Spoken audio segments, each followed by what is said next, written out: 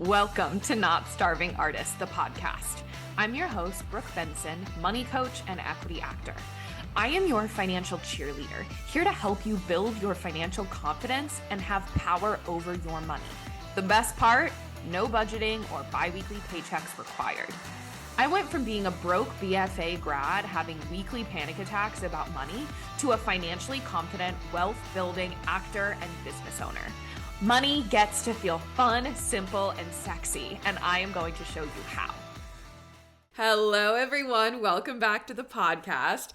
This week, we are talking about how to actually feel like you are spending more money when you're actually spending less money, meaning you have more to save and invest and put away and pay off debt and do other things with, but without having to go down the deprivation, restriction, grit and hustle your way to spend less route that usually people talk about is needed in order to save and invest and pay off debt and all of those things.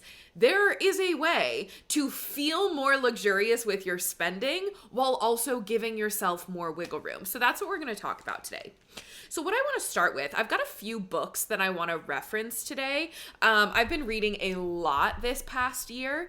I feel like I've come back to my love of reading. Like I've always been a reader, but I think I've just pulled away from it in the past 5 years, and I have just been loving my library, loving reading, especially pulling away from my phone over the holiday season when I took an Instagram break. That itchy feeling of what do I do with my hands? What am I filling what would have been scrolling time with other things? Reading has really come back into my life in a beautiful way. So I'm reading all different kinds of things. So I want to talk about 2 books that I've been reading today.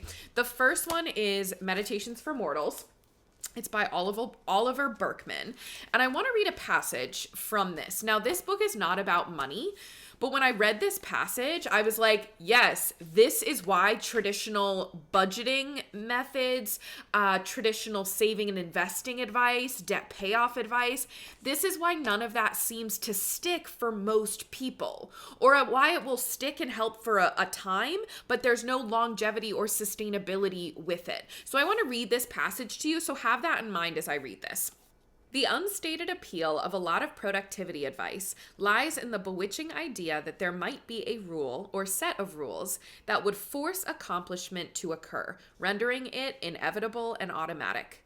We yearn for such a rule, not generally because we're lazy, but because we don't fully trust ourselves to get the right things done without one. Maybe you lack confidence that you know how to do your work, so you hope that rigidly following a rule might serve as a substitute for that missing knowledge. Maybe you're a self-punishing perfectionist who demands from yourself a flawless track record, so you want a rule to help ensure you never put a foot wrong. Or maybe you don't really want to do your work at all, but you just think that you ought to want to do it, so you're seeking a system to try and force the missing desire into existence. We want a rule to shoulder the burden of living on our behalf. It's a quid pro quo. We'll follow it religiously and, in return, won't have to take so much moment-to-moment responsibility for making the most of our lives. Okay? So when I read that passage, of course, I'm always thinking about money, right? As is the fate of being a money coach. But when I was reading that, I was like, this beautifully articulates why downloading that budgeting spreadsheet or creating the perfect debt payoff plan or creating that savings goal and how much you're going to save each week and creating these rules about how you're going to spend, and you go into the all or nothing thinking, you go into the perfectionist let me follow this rule and do it, because on paper, as long as you're perfect and follow the rules, it will work out how the math says it's going to. And there's something really intoxicating about that because it pulls you kind of off the hook. This rule, this format, this spreadsheet, this template, this math is doing the work for you of okay, as long as I can just do that, you're outsourcing your financial confidence and your money management to this external thing that's supposed to solve the problem for you.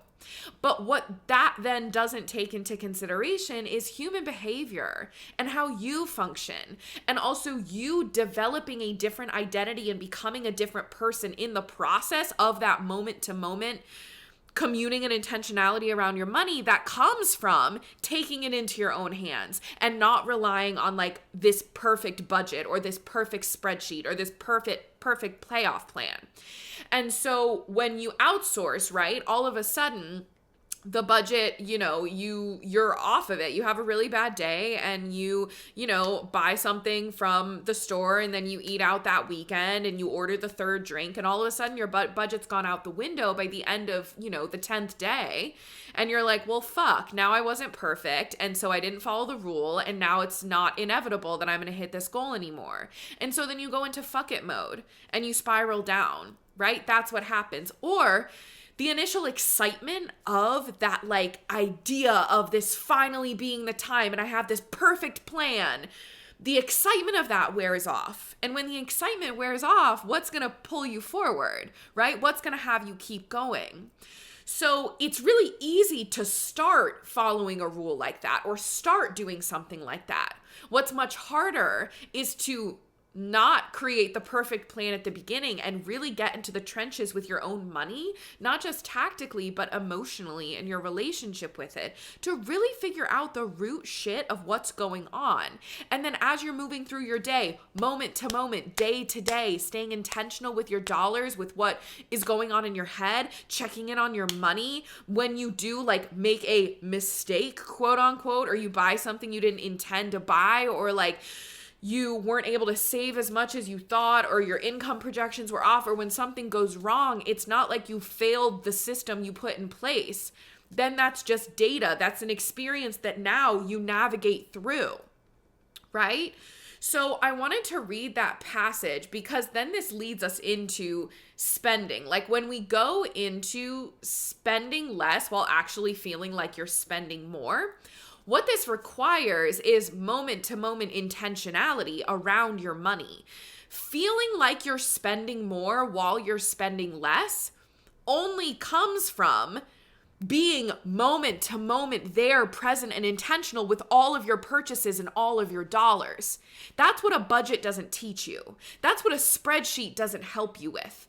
Right? Because a budget and a spreadsheet is like, as long as you just do these numbers and you do them perfectly, you're okay. And you can kind of zone out and you can just like do it and then it'll solve all your problems. But do you see how there's a disconnect there from being able to really enjoy your money and your relationship with it? Because you just want this thing to fix it for you and you just have to follow it perfectly, which is actually impossible for any human to follow something perfectly. So I wanted to start with this passage from Meditations for Mortals before I go on to the next book that I was listening to that I want to talk about. So when we're talking about these rules, okay, the only joy in a rule like that is the idea of accomplishment, which is not enough to sustain you. You actually have to do the messy work of actually being able to be present with your money day to day. So what you have to do now is make the management of your dollars easy so that you can use the rest of your energy to stay intentional and to stay present. So this is where the money flow method or the cash flow system that I teach comes into play. And this is why I've created it the way I've created it, because I actually want the management of your dollars to be so simple, to only take 1 hour a month, no matter how much you make or how much debt you have or the bigness of your business, whatever it is, you can manage all of it in 1 hour a month. Like the tactical moving money around, making decisions around your dollars, how much you want to spend, all of that happens once a month. So then the rest of the time, you're not in decision fatigue or you're not having to like move money multiple times a month. You're not having to be in constant decision-making mode around your money when it comes to how it's moving through the bank accounts. Do I have enough? Can I afford it? You've done all of that at the top of the month. So then the only thing you have to think about and do during the rest of the month is be present with your dollars. And I'm going to talk about how to actually be present with your dollars, why this is important, how to actually do this. We're going to get into some tactical to-dos at the end of the episode. But the reason that we set up your bank accounts and your cash flow system in a way where your money is automated and you're setting yourself up for an entire month ahead of time is so that you are riding like a monthly wave of money, not moment to moment, urgent panic. Do I have enough? It's pulling you out of urgency and panic around your money, or even like fixation on dollars and how they're moving every single moment of every single day. Okay. So that now let's move on to the second book that I've been listening to. So I have this one that I'm reading, and then I have one that I'm listening to in my ears. And this one is called The Art of Frugal Hedonism. Now, I wouldn't say that I like fully back everything in this book, that I like think it's one you should like run out and go listen to or read right now. But there's a lot of really interesting stuff in this book. Now, of course, I wanted to listen to it because it's talking about frugality and cutting back spending as little as possible, while also hedonism is the pursuit of pleasure, right? Like soaking the most joy out of your life as possible. And I think the soaking the most joy out of your life as possible is amazing. And so I wanted to see how the author was tying these two things together. And it was really interesting. And I'm only halfway through, so I haven't read the whole thing yet. But their whole thing is, if you spend less money, but you only spend your money on things that are truly bringing you joy, and you savor the fuck out of the things you do spend money on, you're actually going to fill your life with way more joy than spending money on all these things that you think are going to bring you joy. So I think the core of this is what you all have heard me talk about time and time again, is how can we soak the most joy out of your dollars so that it feels like you're spending more while you're actually spending less, without demonizing how you spend. Like, I don't ever want you to feel like you can't spend money. I want you to feel like you are always allowed to spend money. We don't want to demonize spending money, but we also don't want to demonize not spending money in the energy of like abundance mindset. Right? Like I was talking about with Harriet on the podcast episode last week, which if you haven't listened to that yet, please go listen to it. It's a fantastic conversation with her about going through an entire year of not buying a single thing for her closet, and how she didn't spend money on her clothes, but this was not a financially fueled decision. It was about creativity and enjoying her closet. She talks all about it. It's fantastic. Go listen to the episode. But one thing we talked about was, what happens with wanting to embody abundance is there's this myth, this narrative that you have to always be spending your money on things. You have to spend in alignment with that higher version of yourself, with that most abundant version. And the most abundant version of you would never be stressed about buying the thing. And so what that turns into is choosing to not spend money on something, choosing a lower cost item, choosing to do something that doesn't cost money over something that does, has turned into feeling like scarcity, when that's not at all what scarcity actually is. And I think something interesting that came from this book, The Art of Frugal Hedonism, they were talking about when you choose to not spend money and you choose to savor in things that are free, it's the savoring and the luxuriating and the ravishing of the things that you do have in your life that makes you feel abundant, not the spending or the not spending, right? It's not tied to that binary of like, if I don't spend, I do not feel abundant, and if I do spend, I do feel abundant. They're not tied to each other, okay? So when we're talking about the pursuit of pleasure, soaking the most joy out of your dollars, that's what's going to make you feel like you're spending more while you're actually spending less. I want to talk about homeostasis for a moment, because homeostasis, our bodies and our brains, we are always looking to stabilize, right? That is literally biologically how we are built. So with homeostasis, when we increase, I wish I would have pulled up this study, but there was this study, I was listening to it on a podcast years ago, but it was talking about when you raise your level of happiness, right? Or you raise your lifestyle, you move to the new home, you get the new dream job. I want to talk about what my friend and I were talking about last night, but you get these things, or you up level, or you achieve this new level of happiness. But then all of a sudden, that starts to wear off really quickly because your body has made that the new normal. Your brain has made it the new normal. So it doesn't feel like that peak of happiness and that up level that gave you such that rush and that joy and that excitement anymore because your body has come back to homeostasis.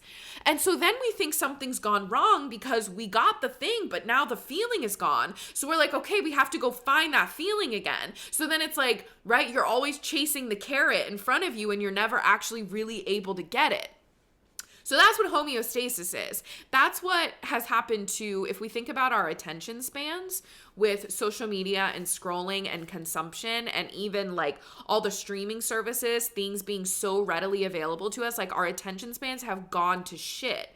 And it's because we got used to the speed, like we came to homeostasis of like that quickness of consumption and that speed of content and the shortness of it became the new normal. So now we've gotten used to that and all of that feels normal. So sitting down to watch, I mean, I know there are like 3-hour movies that are out that like, I haven't watched a good 3-hour movie in a long time, but like sitting down to watch something for that long can feel so arduous. Or sitting down to like read a book. Like I remember when I was, when I went on my Instagram break over the holidays and I was starting to like really read again, like my brain was everywhere. I was having to read the same page so many times because like my brain literally couldn't focus.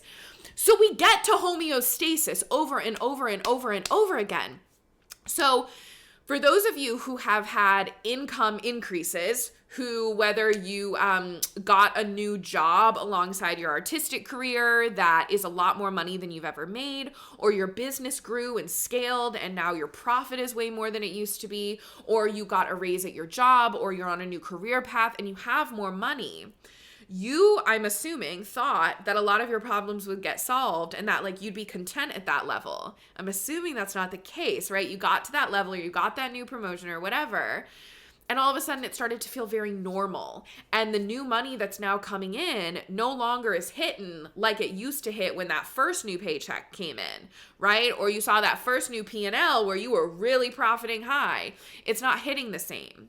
And so with that new income, then you're buying more and you're doing more, and that's all now become normal. The new lifestyle you've created, and this is where lifestyle creep comes in. And I have beef with the term lifestyle creep. I did an episode, I don't know what number it is, but it's called Lifestyle Creep versus Lifestyle Upgrades. If you want to scroll back in my podcast episodes, there's an episode about this where I actually think lifestyle creep can be used as a battering stick for those of like when you make more money, you're allowed to enjoy that more money, right? Like you get to have lifestyle upgrades. And I think it's used as a shame stick for specifically women who start making more money of like, avoid lifestyle creep, you shopper spenders, right? When it's like, no, you actually get to enjoy your money and spend money on yourself. So let me write caveat when I'm talking about lifestyle creep with that. But when it comes to lifestyle creep, that's part of what the term is used around, is like you just keep acclimating to more and more and more. And the more never stops, right? Because we're acclimating to every single level of more. So when it comes to your spending, you're acclimating to all the money that's going out and all the things that you're spending on, and it's just not feeling like enough, which then requires more, right? Same with certain medications. Your body develops a tolerance to certain medications, and then you have to take more medication to be able to get the same hit that you did before, right? So that's what's happening here with our spending. You immediately start to become accustomed to that thing. This was, so the conversation I was having with a friend last night, she just booked a role on a TV show, and it was something she had been like dreaming of and wanting for so long. And she like did her episode, and then she was talking about how like, yeah, it was this huge thing and she was so excited. And then like immediately 2 weeks later, she was like, and I feel like I've done nothing and things aren't happening quick enough. And she was back in that same thought pattern that she was in before she booked the thing. And she was so aware. She was like, this is crazy that like my brain immediately discounted that thing that happened. But it's because now that became her new normal. She's like, now me having that credit is just the new normal, right? So it's like on to the next, on to the next, on to the next. So we have to be aware of that pattern that we are all subjected to that thought pattern, right? In every area of life.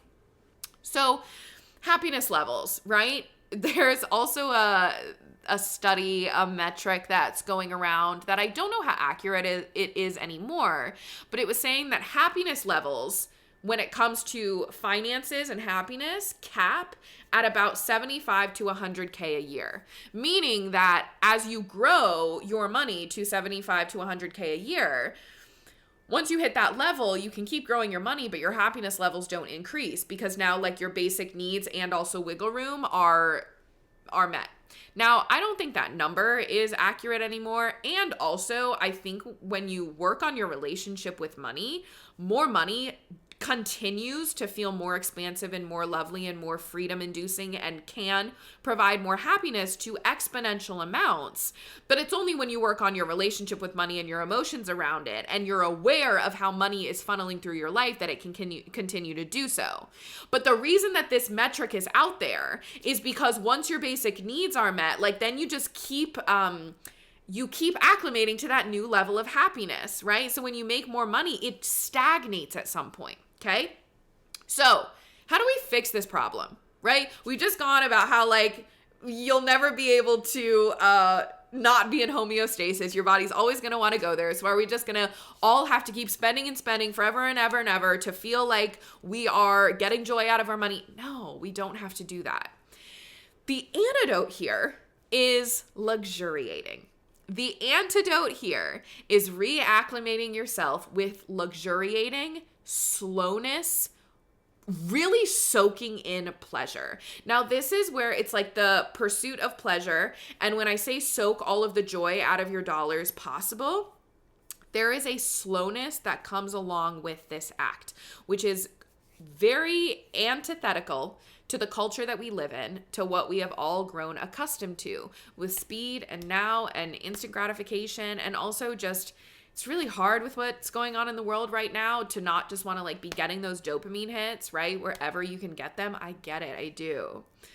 But we have to reacclimate with luxuriating, with waiting, with desire, with slowness. Okay. So what does luxuriating actually mean? It means taking the things that you're spending money on and really allowing them to affect you, right? So I'm going to use Amazon as an example. When we buy things on Amazon or, the Target 2-day shipping or anything that's like really quickly for us to get shipped to our house, what we've gotten really used to is like we buy it and literally the next day it shows up. And so we've kind of lost our ability to sit in the time of desire between when we want it and then when we get it, right? We've also lost the ability to like sit with deciding to spend on something, right? Because you can fill your cart and you can buy it and it can be here tomorrow and then you can return it, no problem. So there's no stakes involved. So it's just, there's not a lot of sitting and luxuriating in a purchase like there used to be. Okay, so I actually, today I went to the library because I had to return a bunch of books. 2 of them being the Tower of Dawn and Empire of Storms, the Throne of Glass series. If anyone has cares to be updated on my journey with the Throne of Glass series, I finally finished my tandem read. And I was dropping those off at the library, and I had gotten on the hold list for Kingdom of Ash, which is the final book in the series. I got on the hold list. I got an email last week that it was available. And I thought the hold expiration was on the 19th, which is today when I'm recording it, but it's actually the 18th. So I finished both those books last night. I was so excited to get to start reading Kingdom of Ash today. And when I got to the library and I saw that it was not on that hold shelf next to my other book, my pit, like there was a pit in my stomach and I was like, what am I gonna do? So my brain started spiraling. It was like, okay, is there another library that has it? Because there's 2 different versions of it. One has a crazy long hold list and one it's like available at libraries across town. And I was like, okay, do I need to like get on the train and go to the library across town to get it today? Okay, I see that the ebook is on Libby and I can read it virtually, even though I hate doing that, but I could read it virtually. Okay, yeah, do I get on Amazon and order it? Can I overnight ship it? And as this was happening, I was like, Brooke, can you chill? Can you sit for a moment and think about what you have been talking about on your podcast for the past few weeks, what you've been talking about on Instagram, the slowness and the luxuriating and the waiting. So like I get caught up in it too. I still do. But I caught myself and I was like, wow, what a fun moment that you get to explore and reacclimate yourself with that delicious feeling of desire and waiting and anticipation. Like, I am so excited to read this final book. I've been trudging my way through the Throne of Glass series. I was actually not fully believing that I would enjoy this series until about the last 150 pages of both of these 2 books. Don't come for me if you're a huge Throne of Glass fan, but like I was not on board until the very end of this tandem read. But now I'm fully on board, and I was sitting in Ripley Greer for an audition yesterday. And I'm reading this book and a girl comes up to me and she was like, I just need to tell you, that book is amazing. You're at a fantastic spot. I'm just like so excited for you to be where you are, which I love girlhood. That's amazing. But I was sitting in that and I was like, okay, this is a time that I will never get to experience again. The anticipation before reading the final book in the Throne of Glass series. And I just got chills as I was thinking about that. I was like, what a beautiful thing that I get to experience now. I put myself on the hold list again, and I am the first in line now. So it will be in my hands by the end of this week. But for the next couple of days, I'm just gonna get to sit in anticipation, right? Like do y'all remember if you were Harry Potter fans, there was, or I think Hunger Games and Twilight had them too, back when we would all do midnight book release parties for these books, where you would wait up for the book to be published and you'd go at midnight to the bookstore and everyone would get in line and like buy their first copy of the book. Like that kind of anticipation that I feel like I haven't really experienced since childhood. What a fun thing that I get to luxuriate in. Right? So when we're thinking about spending less while also feeling like you're spending more, this is the kind of shit that I'm talking about. And I'm not even spending money in this scenario. This is me at my local library, which if you do not utilize your library, what are you doing? The library is one of the most amazing, incredible services that we get to experience as citizens here, as people on this earth. Go get your library card. Go utilize your library. This isn't me spending money, but this is me, even without spending money, taking an experience, a moment to luxuriate in something and feel a lot of joy and excitement and anticipation without having to like rush out and get the book and read it now and speed through it. Okay? This is where, we've gotten so accustomed to how fast things can get shipped to us, right? But there's a lot of local and small businesses that take a lot longer to ship things.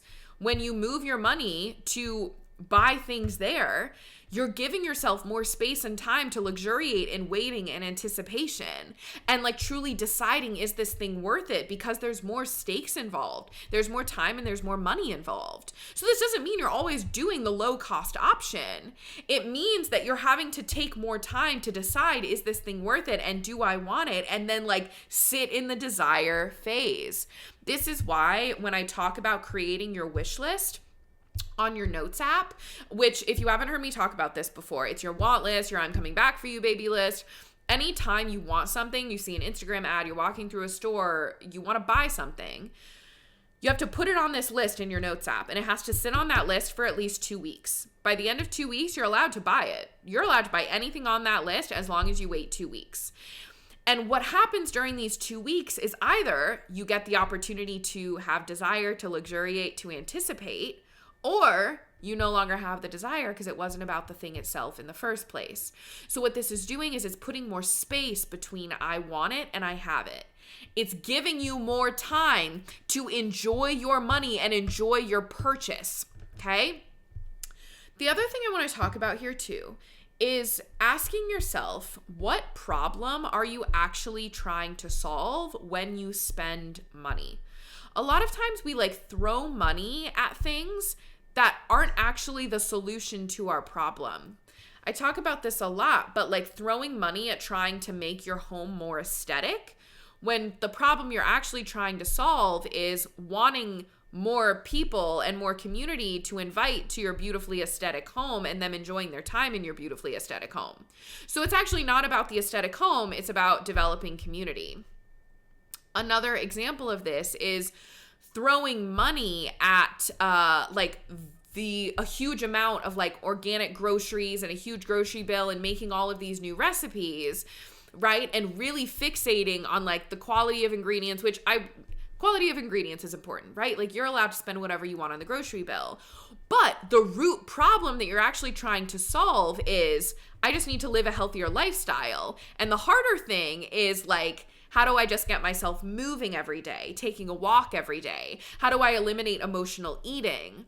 Why is emotional eating coming up in my life, right? But you're fixated on throwing money at the organic groceries and the perfect recipes and this perfect meal plan when that's really not what the root cause of the problem is. Money can solve a lot of problems. Money can. This is why we love money. This is why I want you to have a fuck ton of money. But it's not your only resource. It is not your only resource at all, okay? I want to give another example in this realm. I have a lot of clients and people who I've talked to who are wanting to get back into hobbies, creativity, non-tech focused hobbies and things to enjoy their downtime and their free time and their leisure time. That's not watching TV and it's not scrolling. And so craft projects, different sorts of hobbies. But what they tend to go towards is okay, I need to go to Michael's to get all of the paint supplies I need to start doing acrylic painting, right? They'll decide on a thing they want to do, or they'll be I want to grow my own food. I want to create my own garden. So I'm going to go and buy all the things that I need in order to create a perfect sustainable garden. And then I can go do that hobby. When really the throwing money at those things and buying all this stuff to be able to do these hobbies and do your creativity perfectly, the actual problem you're trying to solve is not, I need to be a great acrylic artist. The problem you're trying to solve is, I want to do things with my physical hands and enjoy leisure time without having to look at a screen, which you can solve a lot of different ways than going out and spending $150 on paint supplies, right?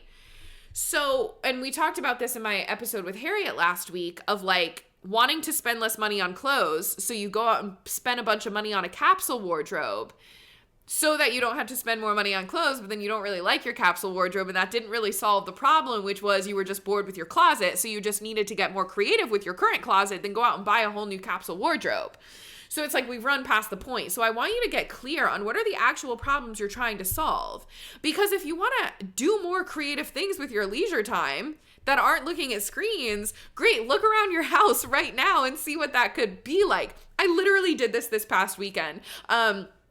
It was actually a couple weeks ago. My partner was out of town and I was in a real crafty mood. And I was okay, I have the evening to myself. What do I want to do? And so I just started rummaging through my closets. I keep a bunch of craft supplies and little, not even craft supplies, but just old t-shirts that I had cut up or ribbons that I had gotten from old presents. And I just keep a bag of a bunch of shit in my closet. And I found some old paints and a paintbrush from an old craft project I did. And we had a pot that one of our dead plants is sitting in right now. And I was I'm going to make that a cute pot with some flowers on it. And so I looked up like a tutorial to how to do certain like flower designs. And I then spent 2 hours painting this pot for a dead plant, but I was painting and it was fun. And I was watching this tutorial and I was really proud of this finished product that I created. And I didn't have to go out and buy supplies to do it. So do you see how that solved the root problem, which was I'm feeling crafty and I want to do something creative this evening. And then I went and figured out how to do that in my own home. Now you can go out and buy paint supplies. Of course you can do that. But it's about asking yourself the question first, what is the problem I'm actually trying to solve? The other thing we have to talk about here is over-optimization and convenience. Spending money on optimization and convenience has its place. But what's going to have you like draining your bank account without really feeling like you're enjoying your money more, enjoying your spending more, is spending so much money on optimization and convenience.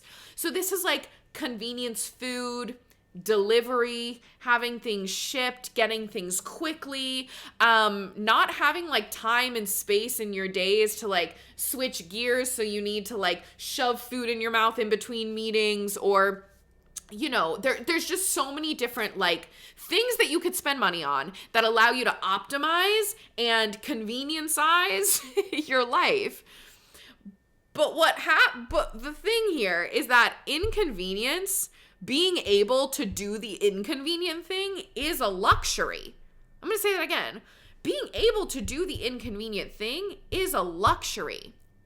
So instead of, right, like rushing out the door in the morning and like grabbing a Starbucks coffee and breakfast sandwich on your way to your gig or your job, the more luxurious thing than spending that money, the more luxurious thing is I'm going to create a delicious breakfast at home and make a delicious slow pour over cup of coffee. That's the more luxurious thing. That's the more abundant thing. But what I think happens when we're thinking about spending is because there's this energy around like restriction and deprivation in order to be good at money. When you spend money, that feels like it's probably the more luxurious thing. But when you actually take the time to do the inconvenient thing, to do the thing that's under optimized, it's going to fill your life more. It's going to make you feel more luxurious. I'm currently in the process of feeding my first ever sourdough starter. We're a little over a week in and she's doing well. Her name's Miss Delia. And it is so inconvenient and non-optimized to make sourdough. It really is. But I am having such a blast just filling up time working on this sourdough starter. I'm so excited to bake my first loaf of bread, right? And this isn't about not spending money on bread, right? Like that even sounds crazy coming out of my mouth.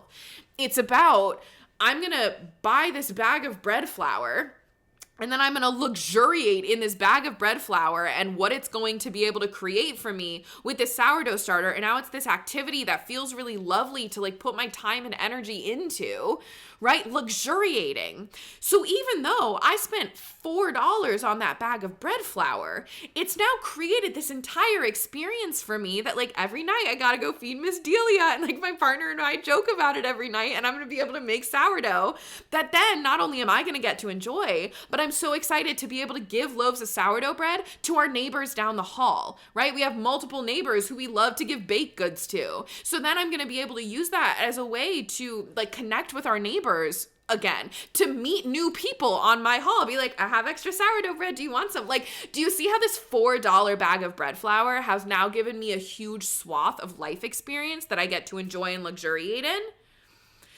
So when we say spend less while feeling like you're spending more, when you feel like you're spending more, all that feeling is a feeling of fullness in your life.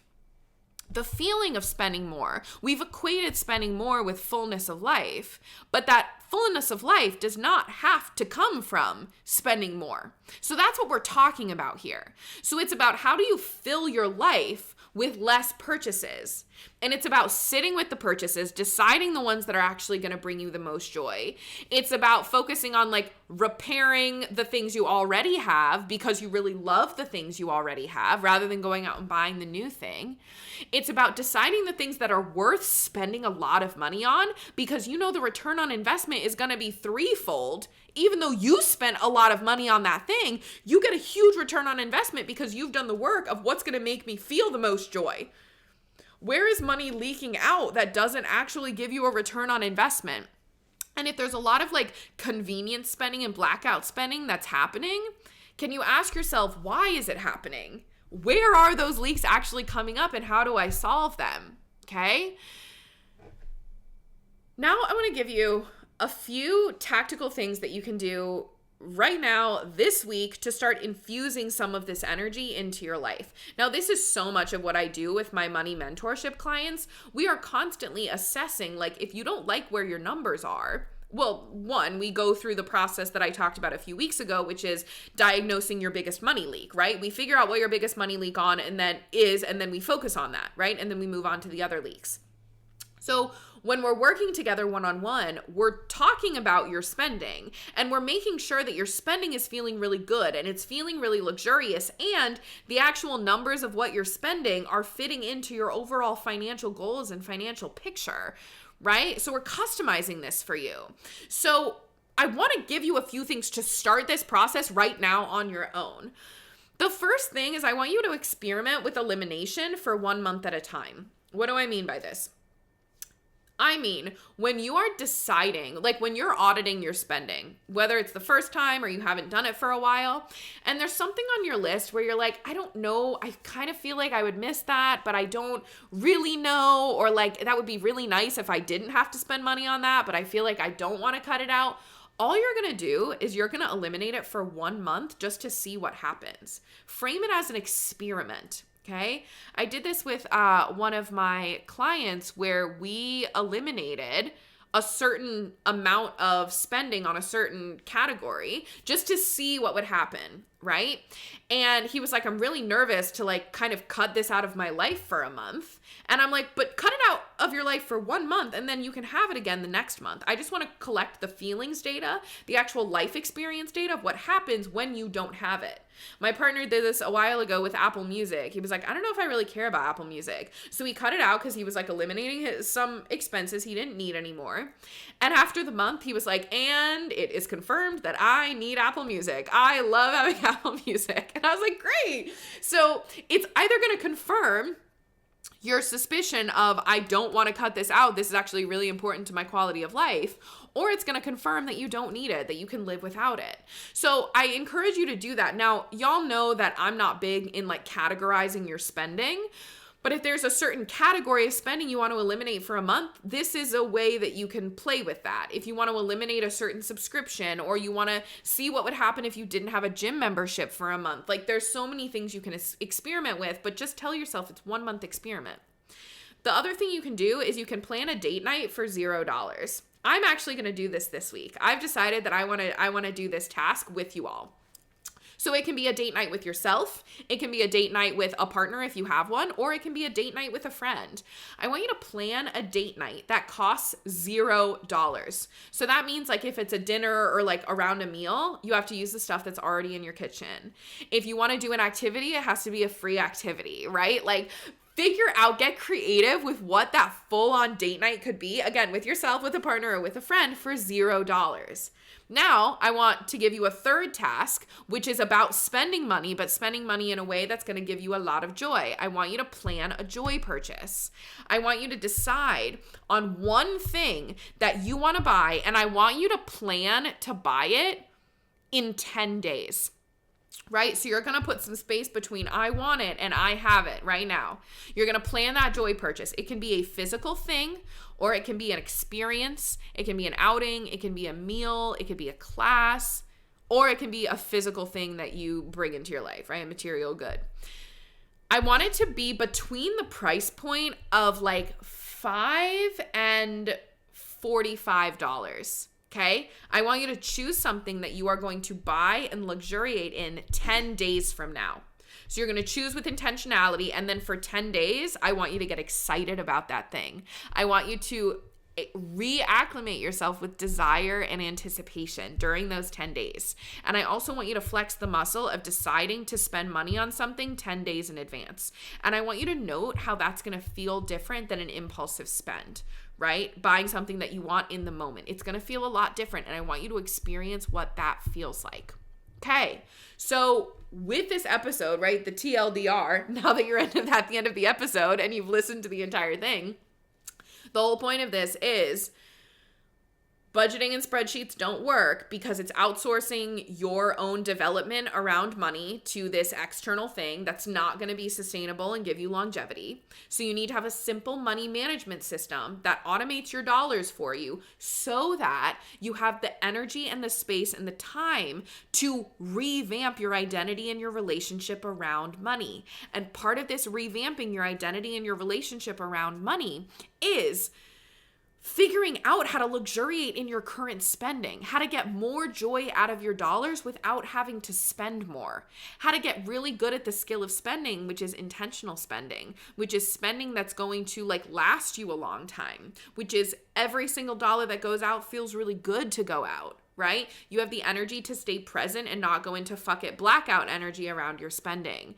That's what all of that gives you the space and the time to do. And that's what your job is. Because when you really start working on this skill and when you really are focused on how can I soak the most joy out of my dollars possible, what you do is you build trust in yourself that you can trust yourself with dollars, that you can trust yourself with spending without having this budget tell you what you are allowed to spend and what you aren't.